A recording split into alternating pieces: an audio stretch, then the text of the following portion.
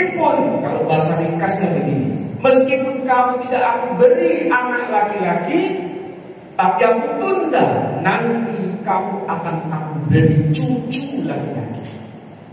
Cucu laki-laki bukan sekedar jenis kelamin laki-laki, tapi dia punya pangkat yang tinggi. Apa? Sebagai nabi, sebagai rasul, bahkan sebagai al-masih. Berarti Allah menunda jawaban itu. Menundanya itu ada hikmah.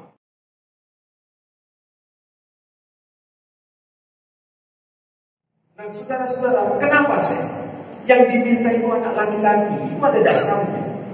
Kalau kita baca Quran hanya sekedar baca, mungkin nggak paham maksudnya.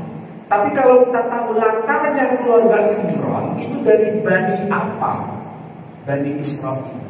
Bani Israel itu syariatnya apa? Syariat Taurat. Syariat Torah itu berbeda dengan syariat Quran, syariat Islam yang kita pahami sekarang. Saya tanya, kalau syariat Islam, anak laki itu dapat warisan berapa? 2 kali. 2 kali lipat. Anak laki kedua dapat warisan berapa? Sama. Pokoknya laki dapat 2. Kalau anak perempuan dapat berapa? 1 kali. Separuhnya. Itu hukum Islam. Tapi kalau hukum Taurat beda. Kalau hukum Taurat, anak laki pertama, urutan pertama, dia dapat bagian warisan 2 kali lipat. Anak laki kedua, ketiga, keempat dan seterusnya, meskipun laki, dia nggak dapat 2 kali lipat, dapat setengahnya, separuhnya. Ya. Kalau anak perempuan dapat berapa? Anak perempuan nggak dapat apa-apa. Jadi tahu katanya, kenapa kok dia ngebet dapat laki? Karena memang begitu dalam tradisinya. Maka kalau lahir anak laki-laki itu bahagia. Tapi kalau dapat perempuan, tradisi ini hampir mirip seperti zaman jahiliyah di kalangan Arab. Kalau dapat anak perempuan, malu. Saking malunya dia apa ya? Dibunuh. Hidup-hidup. Jadi kalau kita memahami ayat ini sampai dalam konteks historis, itu semakin kita bisa tahu kenapa sampai dia berkata wa inni sammaituha Maryam. Maka sesungguhnya aku memberi nama anak ini dengan nama Maryam. Itu kalimat keluhan. Ini dia bukan sebagai nabi, bukan sebagai orang suci, dia manusia sama seperti kita. Dia merupakan wakil dari keluhan kita semua. Kenapa saya katakan wakil dari keluhan kita semua? Karena hampir manusia pada umumnya, kalau dia minta sesuatu tapi jawabannya tidak sama, kira-kira mengeluh atau tidak? Mengeluh. Dia mewakili kita. Tetapi jangan sampai ada suudzon sama Allah Subhanahu wa taala. Jangan sampai suudzon.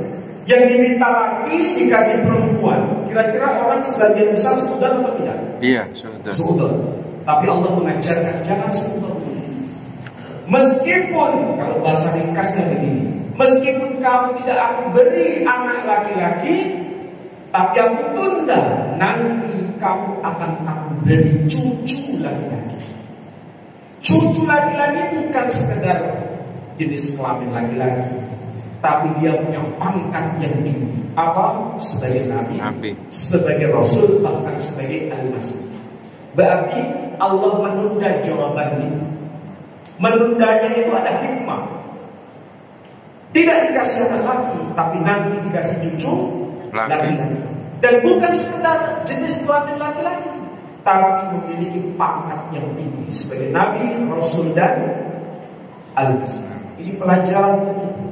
Jadi kalau seandainya doa kita nggak terkabul menurut kita, bukan berarti Allah benci sama kita. Tidak. Ditunda dan itu akan diberikan plus kelebihan asal motifnya benar. Ibunya Maryam itu minta sekedar anak laki atau embel-embel?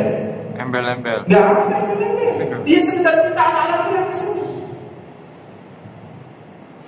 Tapi karena motifnya benar, Allah mengabulkan. Bukan anak laki tapi anak cucu.